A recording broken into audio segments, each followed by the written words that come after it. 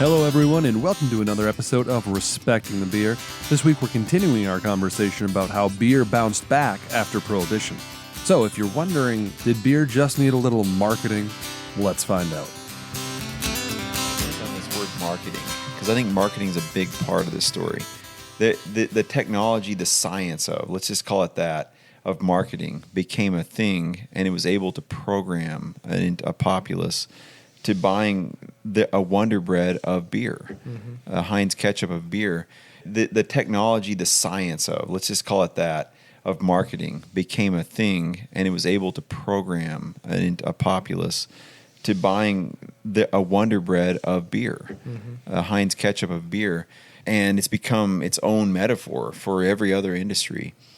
I think that it's not so much as about the liquid. It is about the liquid. If it was bad, it wouldn't sell. But if it becomes in the background, then you can just sell it on the fantasy that the marketing portrays. I don't think any industry has ever been able to brand banality like brewing has. No. I mean, because post 1933 is Pabst, it's Anheuser-Busch. We went from several Schlitz. We went from several thousand breweries in the United States to a fraction of that, and they are all producing these mass-produced, rice-based, blonde lagers. That's it. And somehow they're straddling the line between a national pride and a background liquid that will check the box for what they're looking for. I can't put my thumb on that, but there's something there that keeps people from jumping in with their own soul, their own passion. We sold that out somewhere. What was the home brewing? I know home brewing really started to kick off kind of in the 90s. That was in but then, late 80s, what was mid-70s? It blew up, and Charlie Papazian. Well, but I'm wondering, in the 40s. Yeah. Surely there were brewers in the 1500s, and people were women holding the line. And they were just brewing beer at home. Where was home brewing in this I would imagine time? during World War II, and I don't have any info on this. I would imagine it was fairly limited. I would imagine after World War II, it probably picked back up because, you were encouraged to send wheat, barley, beef, etc. overseas, and you were encouraged here to eat corn, rice, and chicken and fish. So a lot of the ingredients that a brewer would recognize, home brewer or otherwise, are going overseas. But this is also an intersection between job creation too. Right. 50,000 people went to work in 1933 after the breweries turned the switches back on, which also leads you to the fact that you need institutions to train them. One of them was yours. Your UC Davis goes all the way back to the 1880s, but the high point, I would imagine, per capita in their enrollment. I wish Charlie was here. Is Charlie here? Is there Charlie on there? Well, we did send Charlie both 547, and there was 2 days from the tank, 1 day from the tank, and Breeze malted milk balls. So Can't believe you sent those to Charlie. I love you, Charlie, but man, those things are so good. Oh, yeah. We have 1 more pound around here. Hypothetically, Joel, there's 1 more pound floating around. Please keep them away from me because for those of you who are listening, the Breeze malted milk balls. Yeah. Maybe we can actually get some for our Patreon subscribers. Might actually be the greatest thing that a Wisconsinite can put in their mouth. That's got to be the top tier, by the way. Patreon, because if you're a top tier, if you're top tier, we'll get you some. And we're not talking about Whoppers. No. Okay? No. Oh my God. I mean, I like Whoppers. Someone keep track of where we Whoppers branched are off the here. industrial light lager to the 547. Yes, that. Correct. But anyway, UC Davis, the genesis of that fermentation program goes back to the 1880s.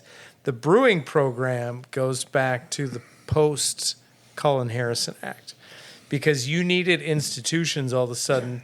They're turning on the the switches of this industry, and they're all of a sudden we need brewers, we need people who are capable of producing this, because the industry's been fallow for 14 years because they're making cheese and yogurt. Right, Yeah. right. Yeah, there's a technical slant that we're trying to educate the new workforce to imbue, but we also were trying to solve what would become the craft beer revolution some 30 years later. Now, one of the Not other that we thought that things- consciously, but Right.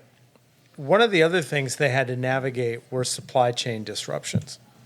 Now, you've had to deal with that a little bit, both in technological supplies, but also in, the core ingredients that go into your beers.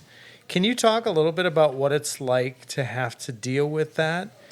And then if you can have an industry, because I'm imagining the hop growers in Yakima, Washington in 1934, we're having to quickly pivot to the production of hops again because their fields had either gone fallow. I never or thought about that.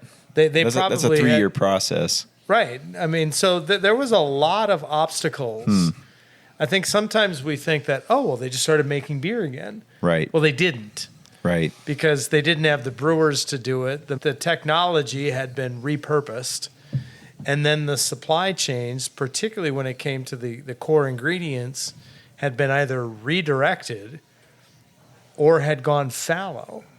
And you've had to deal with that a little bit with supply chain Just supply chain disruptions. in general, That's difficult yeah. to do.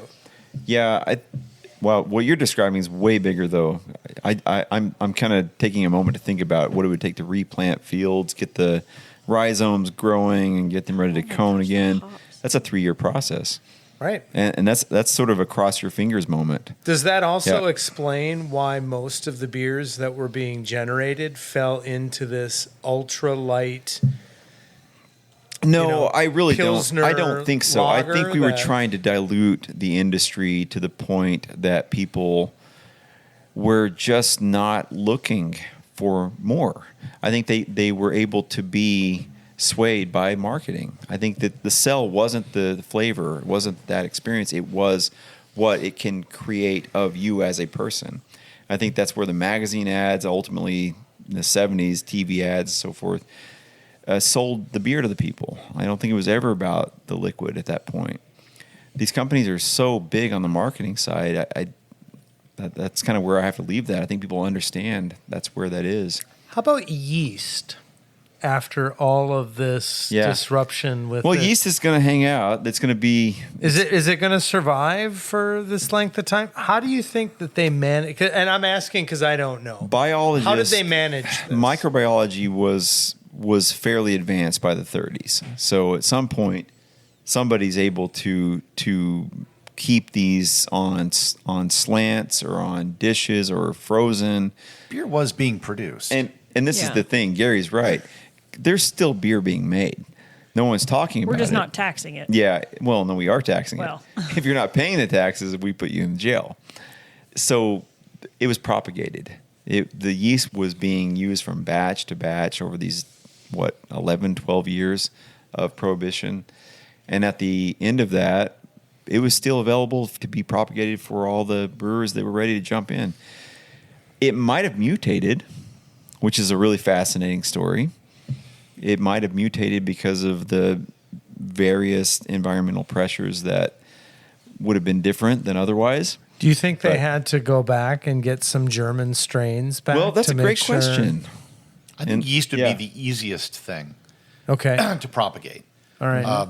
There are sourdough shops that are using the same culture for 100 years. I love sourdough bread, by yeah. the way. Agreed. Have you ever heard of a Aside. perpetual stew? No. Perpetual stew is some restaurants literally have a stew pot and it never ends. They just keep adding stuff in it as it goes So down. we call that in beer a solera. So we have barrels that we never stop. We continue to add, pull, add, pull, add, pull. They're called soleras. And the culture inside is we don't know how many bacteria or yeast are involved, but we know that it's a balanced ecosystem. So we want to make sure we don't pull too much out of it. Just as a fun fact, Yeah. there was a perpetual stew in France that was the same stew pot from the 15th century to World War II. What? Oh my, wait, hang on, 15th Okay, century. write Perpetual Stew down. about That is almost going to 500 be years. a Solera beer name. That's happening. Yes. Perpetual But just keep Stew. putting stuff in the stew. It gets down. You put So in the some beef more. gets low. You just throw some chuck some more- roast in there.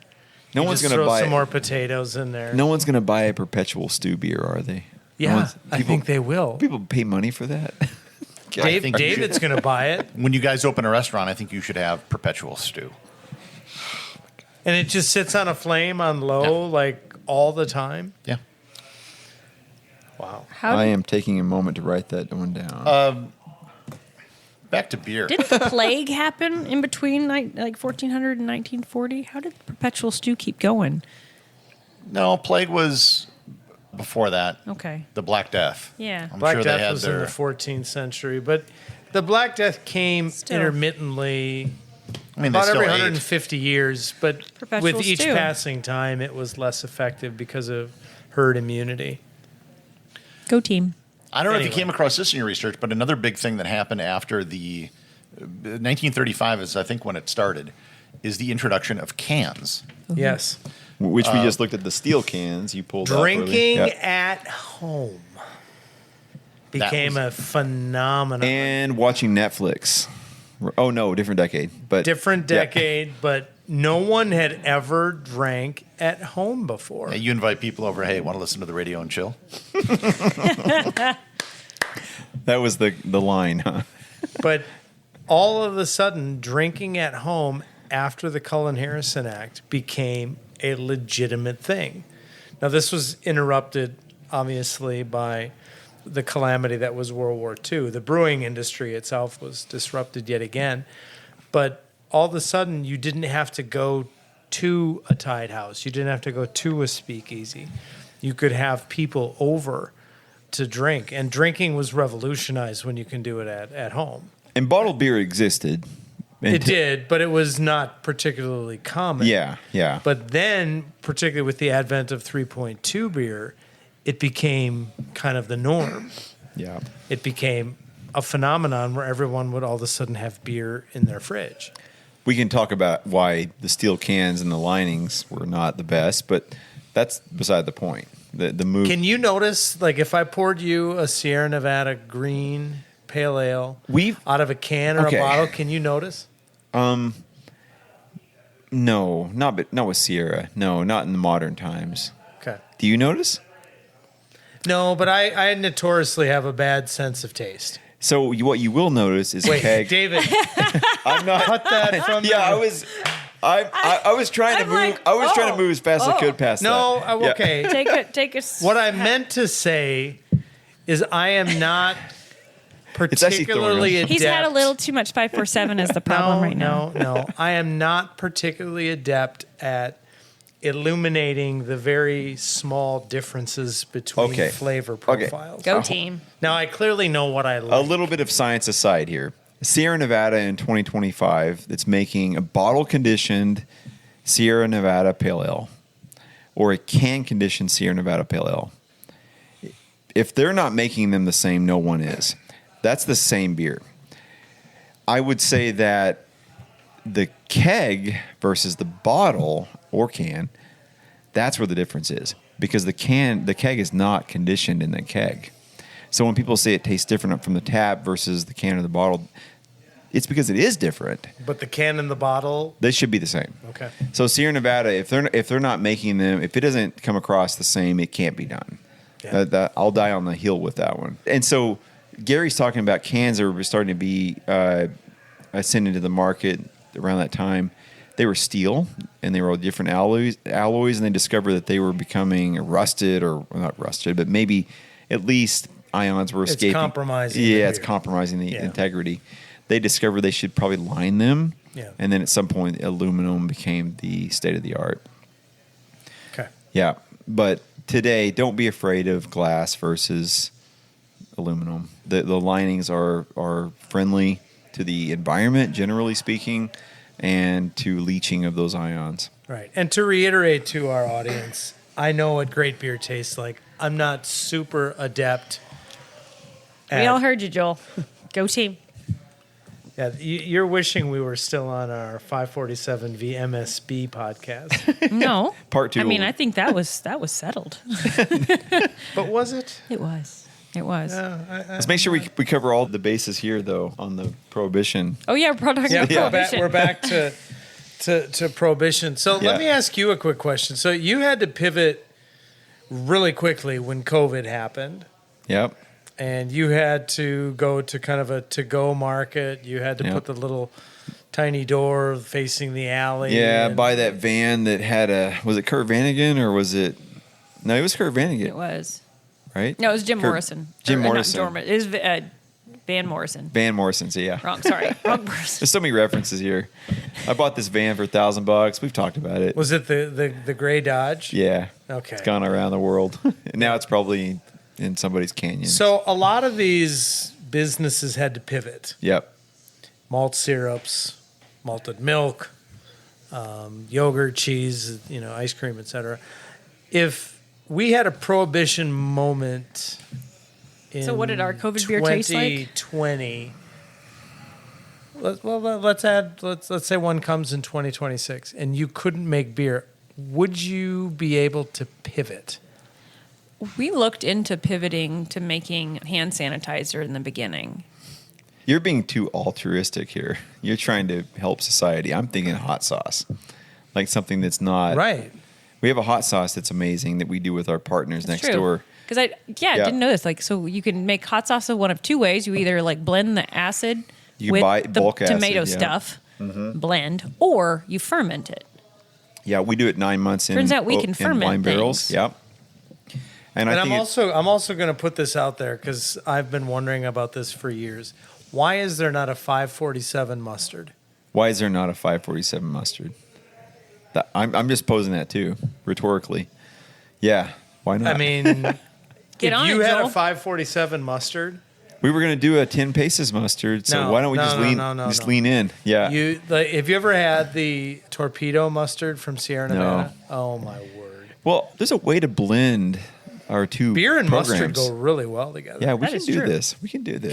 Can we think maybe a little bit about a 547 So there you mustard? go. So Joel, I think Joel was leading us to that answer. I was. All right, mustard it is. So a Mustard mustard, and hot sauce. and And then Alex hand has the sanitizer. idea. Yeah, nah, screw that. People will wash their own hands. We'll do. We're gonna do pickled eggs. We'll do all the things that come out of the sour program plus hot sauce. How And- long, from a technological perspective? Because you and by the way, I would still like to see you give a tour of the tap room on a video for our viewers. Oh, I should do that. Yeah. How long? You want would, me to do it would- though? Don't let Bobby. Oh, totally, Allison. Like Yeah. if you had to send everybody home for 2 years, what would it be like from a technological perspective to simply flip the switch? You're saying what is it? What does that look like? The door is closed for 2 years. Like you're just mothballing the entire place? Yes. Are you asking what it takes to turn it off or turn it Turn on? it back on. Whoa, man. Wow. Oh That's God, a, the glycol. That's a question of how do you start a brewery? Because that's really what it is. But I'm just saying the equipment is all there. I know. Well, And and you that's- just said, Ben, we got to shut the doors. We're 2 in a years later, we crisis meet of up. Okay. Whatever. Well, the sort. first thing you're doing is checking Oh, your, God. your refrigerant levels All on the your fucking O-rings. glycol system. Oh, That's the number glycol. one. The Yeah. glycol. That would be number- All the soft seals, all the gaskets. That's number 1 and 2. You're looking and at 3 and 4. and then let's hope that someone drained the boiler so it didn't rust out over the 2 years subsequent. Oh the man! drains. And we got to balance the chemistry of the glycol. We got to do sequestration of ions, and we got to do oxygen scavenging. There's so many things you got to do to turn these systems back on because they are arteries. There are veins, and those are the hearts of the system. They don't just turn off and on. The draft system too. See, and I my asking you this was purposeful. Because if you're shutting things, and yes, I know Pabst and whatnot, we're making other things, but if you're literally shutting this down from a brewing perspective, the technology would be very difficult to just turn back on. Yeah, and like I said, there were breweries that tried to do this seasonal, and they learned that in 3 to 6 months, it's almost impossible because of seals. Because Yeah, of so many things. glycol. Well, I mean, driving your car. If you don't drive your car for 6 months, I think of it like a carcass, a Yeah. human being. If you turn a human being off, you don't turn people off and on. This is a living But system. to counter this, wineries do this. They are not usually producing, or at least some are not producing wine all year long. It is interesting. They have a harvest. It is interesting. I don't work in a winery, They but produce it. Yeah. And a lot of at least the tanks and stuff, I got to believe are very similar, but if not the same. They're not, to my knowledge, there's not a lot of boiling happening. There's not a lot of attemperation going on. Most of this is happening sort of at the whims of the environment. And that's the romance of winemaking. Brewing is The Romance of Winemaking. That should be a book. Is it a book?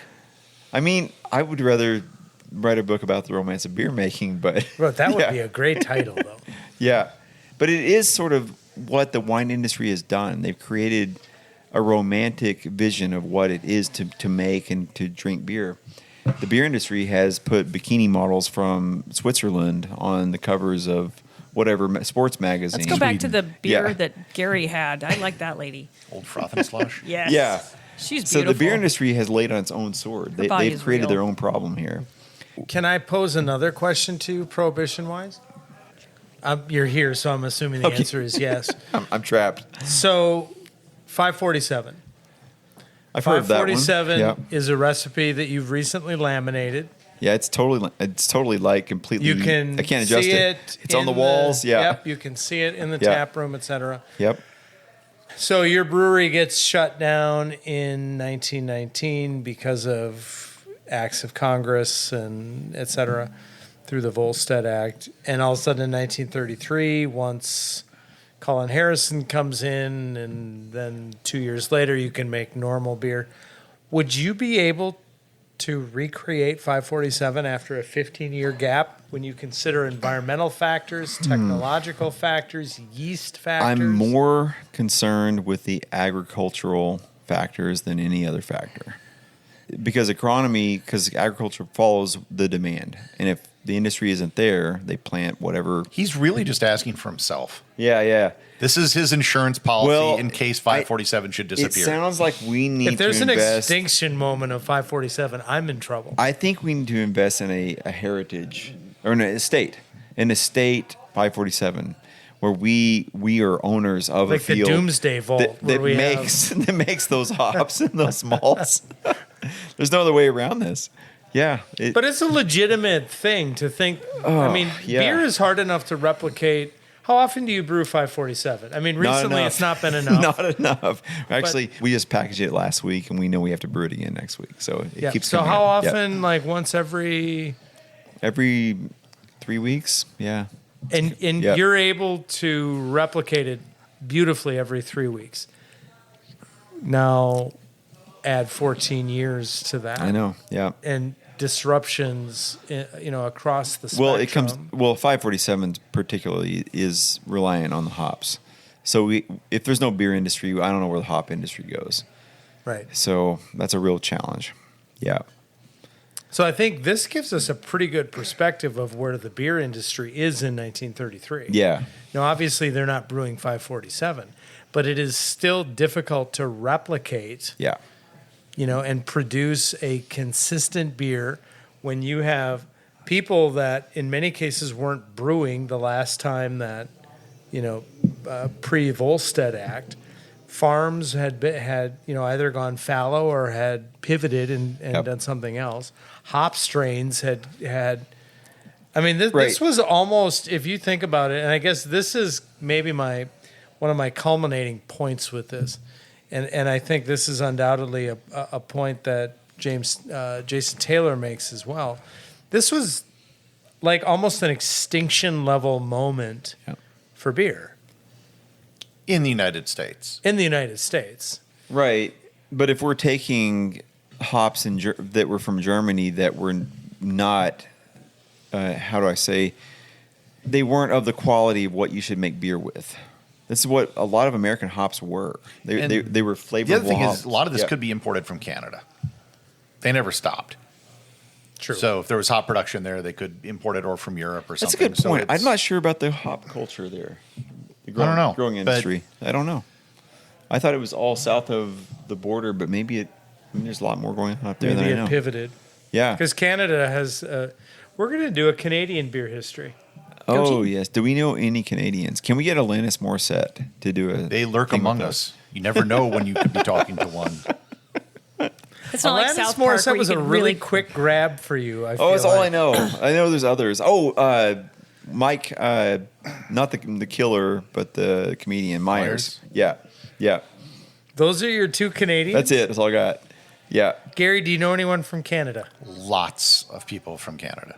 Can we get him Lots. on He's the gonna, show? he's gonna to list talk them about- like he does the countries of the world now. Right. I know a whole lot of people. You know how you get a Canadian to say I'm sorry?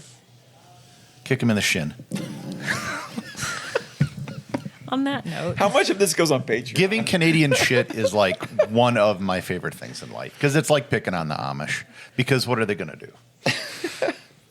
I am so embarrassed of the South Park bit about blame Canada right now. Right. That's so backwards.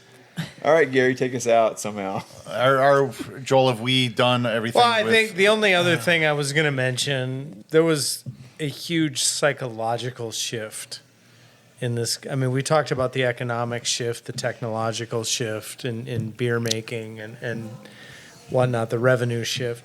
But there was a psychological shift that all of a sudden something that had been taken from you had been restored. And I felt that several weeks ago when I came in and I found that there was no 547.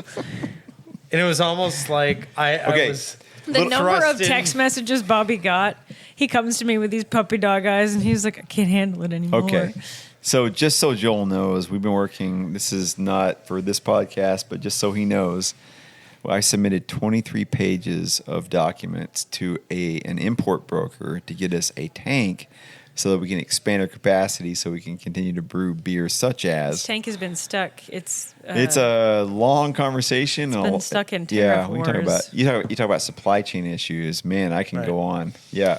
We're See, gonna get I there. only deal with demand change issues. I'm the supply guy. I am get the it. 547 Yep. demand coordinator. Yeah. I can't concern myself with the supply No, side. I got you. But Gary, that was the last But- point I had on it. But this will give you context for when I lick this tank from bottom to top, and it gets really kind he of will awkward need a for moment everybody. with the Yeah. tank. The only thing we didn't touch that I would bring up is with the repeal of prohibition, regulation went to the states. Yeah. And so you saw a whole lot of different things where some states were still dry. Like Oklahoma. Some states, the state controlled the sale of alcohol. But the biggest thing Alabama. that still exists today is you saw this division between manufacturers, distributors, and The resellers. 3-tier. And the system. distributor part of it never really existed before. Right. And that was kind of put in there by law. Yeah. And you still see that today. Yeah. And this is how a lot of the early football players and stuff, they were awarded a beer distributorship, and that's where they really made most of their money. Right. Can we do an episode on the three? Yes, and we Yes. need to get someone here that knows a lot about it because I've been trying to Oh. understand it. I'm in it. I don't understand it entirely. Isn't Zimbaldi former? Oh, I know a guy at Zambaldi. David? Didn't he do No, distribution? Dan. He was with the distributor, but yeah, I mean they sell it as a way to make the market fair, but it is manipulated. Yeah. Let's say save it for the podcast. I know. Yeah. All right. That, I think, will wrap up this episode of Respecting the Beer. The producer of Respecting the Beer is David Kelso. Without David, there isn't going to be any show. Make sure to subscribe to the show on your favorite podcast player so you never miss an episode. And join the Facebook group to get updates between the episodes and support the show over on Patreon, where you're probably going to listen to the vast majority of what we talked about while recording this. You can get links to both of these in the show notes. And until next time, please remember to respect the beer.